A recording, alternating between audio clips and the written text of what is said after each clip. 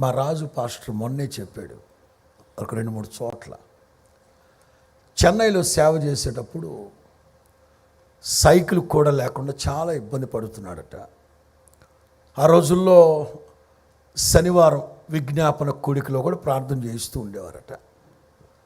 ఒకసారి ఒక తల్లి వాళ్ళ ఇంట్లో ఏదో చిన్న ప్రార్థన కోడికైతే ఆ తల్లిని గురించి సంఘం అంతటికి తెలుసు. ఎంగిలి చేత్తో కాకిని కూడా తోలదట ఆవిడ, అంత బ్యాడ్ సాక్ష్యం ఆవిడకి. వాళ్ళ ఇంట్లో ఏదో ప్రార్థన జరిగితే దేవుని మహాకృపను బట్టి మరమరాలు పంచిందంట. కృతజ్ఞత కూడిక. ఆ కృతజ్ఞత కూడికలో వాక్యం అయిపోగానే రాజు పాస్టర్ అడిగారట, అమ్మా కృతజ్ఞత కూడికన్నావు, దేవుడు ఏదో పెద్ద మేలు చేశారన్నావు, మరి ప్రజలకు ఏమన్నా ఉందని. ఏం మాట్లాడుతున్నారు సార్, దేవుడు అంత మేలు చేస్తే ప్రజలకు ఏం లేదంటారా రాయ్ అంటారు. మొత్తం తీసుకొచ్చి టేబుల్ మీద పెట్టారంట. పెట్టక మునిపే రాజు పాస్టర్ అన్నాడు, రే ఫ్యాన్ ఆపురా, రే ఫ్యాన్ ఆపు, కృతజ్ఞత అంతా గాలి కొట్టుకోబోతుంది, ఫ్యాన్ ఆపురా. సంఘ పెద్దను పంచమన్నారంట. ఈ సంఘ పెద్దలు మామూలు కాదు నాయన, మహానగరంలో మాయగాళ్ళు. అసలు ఆ బేషన్లో మరమరాలు చూసి అసలు ఒక సగం మందికైనా వస్తాయా రావా అని ఆలోచిస్తున్నాడంట పాస్టర్ గారు. ఆ సంఘ పెద్ద అందరికి పంచి సగం మిగిల్చుకొచ్చాడు. వీడు అల్లావుద్దీన్ అద్భుత దీపం మనవడీడు. ఈ సంఘ పెద్ద ఏం చేస్తాడు తెలుసా, ఇట్లా పడతాడు, రాల్చేది 4 పట్టేటప్పుడేమో ఇట్లా పడతాడు, రాల్చేదేమో. అది ఆవిడ క్యారెక్టర్. అంత అయిపోయాక, అయ్యా బైక్ ఏదో కావాలంటున్నారుగా, సైకిల్ ఏదో కావాలంటున్నారుగా. ఇది ఎప్పుడు జరిగింది? 24 ఏళ్ల క్రితం, 2000 సంవత్సరంలో జరిగింది.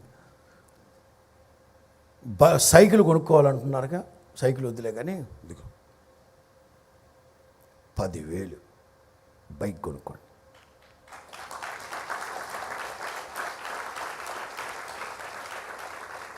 మీరు చప్పట్లు కొట్టారు,